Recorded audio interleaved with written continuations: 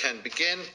The purpose of today's meeting is to discuss accessibility to universal design. I would like to extend on behalf of the committee a very warm welcome to Karen Smith, Advocate, Jean Richardson, Manager, and Michelle Meriden, Communications Manager, Changing Places Ireland. Tony Cunningham, Director of Volunteers and Housing, Joan Carty, Advocate Manager, Rosaleen Lally, National Access Programme Manager, Irish Wheelchair Association, and Owen O'Herlihy, OHAC. Now, we also have Bernadette Egan, Architect and member of the RIAI Universal Design Task Force. I must remind members that they are only allowed participation in this meeting, obviously, from the precincts of Leinster House. When they are in the precincts of Leinster House, if members are joining us remotely, please confirm that you are on the grounds of Leinster House campus prior to making any contribution to the meeting. For anybody watching us during these times, the witnesses are accessing the meeting remotely, and we may experience technical difficulties, so I'd ask you to bear with us. Before we commence the formal proceedings, I would like to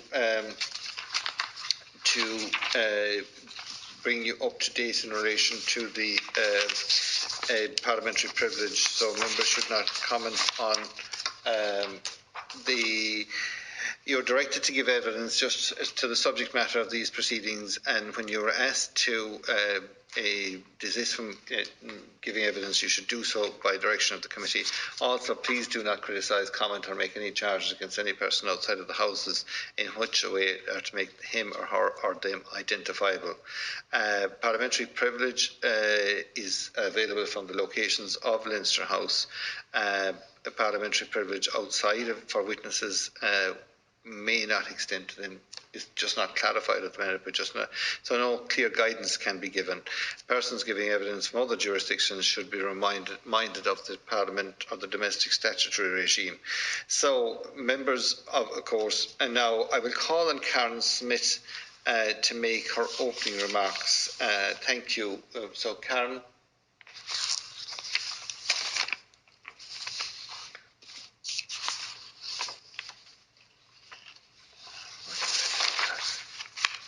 Hello everybody. My name is Karen Smith and I am a representative from the Changing Places Committee Ireland, and I am a woman with a physical disability. I am deeply committed to advocating for people, for myself and others who have disabilities. Today, I hope to raise awareness of the importance of changing places facilities and how it meets a basic need and right for a person with disabilities to be included in everyday aspects of society. First, I would like to give you a brief background to the committee. Almost 10 years ago, in 2012, a young disability advocate, Eilish Healy, supported by her mother Anne Healy, set up a Facebook page to highlight the lack of appropriate changing places facilities in Ireland after becoming aware of the changing places lobbying movement that was taking place in the UK, and realising this could provide a solution to allow her equal access to everyday activities. Anne Healy is one of the founders of Changing Places Ireland working group. From the first meeting in November 2014, this group focused on introducing changing places toilet facilities to public places, such as shopping centres, libraries, and sporting arenas across the country. Changing Places Ireland now consists of people with disabilities, parents, organisations working in the disability space, including the Disability Federation of Ireland, the Central Remedial Clinic, the Irish Wheelchair Association, Enable Ireland, Spina Bifida and Hydrocephalus Ireland, Interact, TCD, and Inclusion Ireland. They have worked tirelessly, and there are now 17 changing places toilet facilities in the country.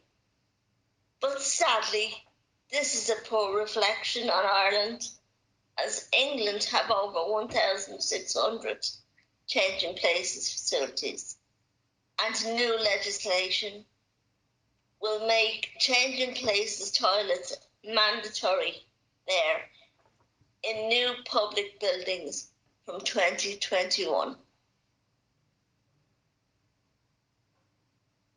A changing places toilet facility are designed to provide access to localities and enhance the dignity, health, safety, and comfort of someone who may need extra support and additional equipment during personal care tasks. Changing places toilet facilities also offer added safety and support features for assistance. When I became involved with the Changing Places Committee, I had been an activist for this cause for some time. I had done many radio interviews raising awareness, and I presented at a national sharing day for the HSE on the importance of these facilities. I have dreams and aspirations. Having a disability does not mean that these aspirations, excuse me,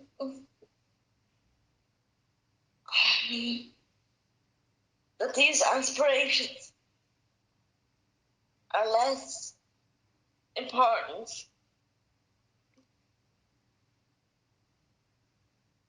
than anybody else listening here today.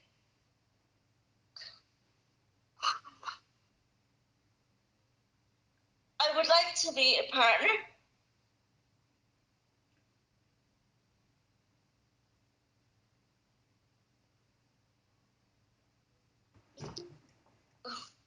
go to the cinema. What? Go to a nightclub with my friends and meet up with family members and their children in restaurants. Plan a weekend away. I would like to do ordinary things in ordinary places.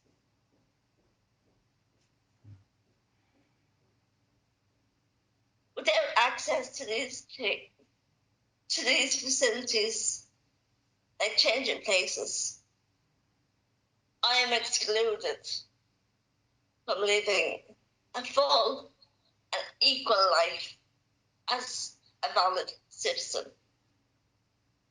As a woman in my own right, I want to maximize my own independence and be included into my local community.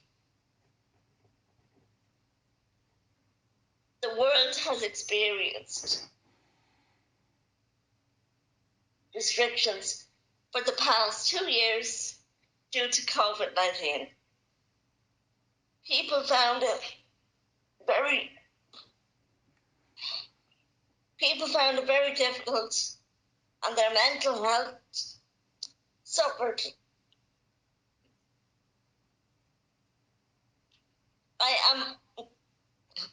and others like me have lived with restrictions all our lives. I have not had the opportunity to access my local school for my education. I was excluded from further education and society in general due to lack of accessible facilities. And the basic one is to use a toilet. The government needs to recognise the importance of access for people with disabilities and give support to legislation and funding. The government should now follow the example of England and change Irish building regulations to make sure toilets are mandatory in certain public buildings. Currently, I am involved in a government working group that involves the Department of Housing, local government and heritage and other stakeholders. This group was established in December 2020 to examine the provision of a change in place toilet in certain buildings.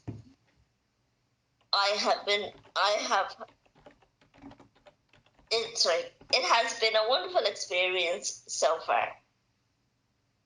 I have been included in every step of the process, and I feel that Paul McDermott,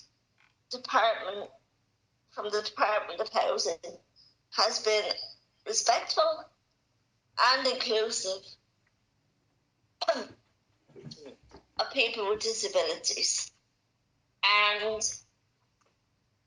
he values our opinions. Following a lot of consultation and meetings which I participated in, the working group has now recommended the types and sizes of buildings where a change in places toilet should be required, along with the technical requirements, i.e. equipment, room size and layout of the change in places toilet. The proposals of the working group will require changes to the building regulations 1997 to 2021 and the technical guidance document M, access and use. The process has been inclusive from the beginning and our voices have been heard. Draft documents from the Department of Housing, local government and heritage have been finalised. A focus group of people with disabilities and I have been consulted about the Easy Read document before it goes to public consultation. It is almost ready for public consultation. The progress is very welcome.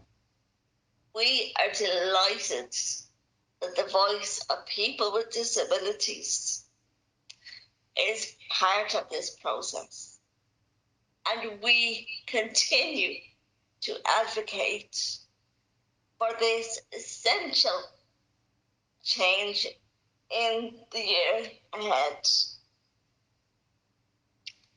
The aim of our campaign is to promote inclusion of people through providing changing places, toilet facilities nationwide in places accessed by the public.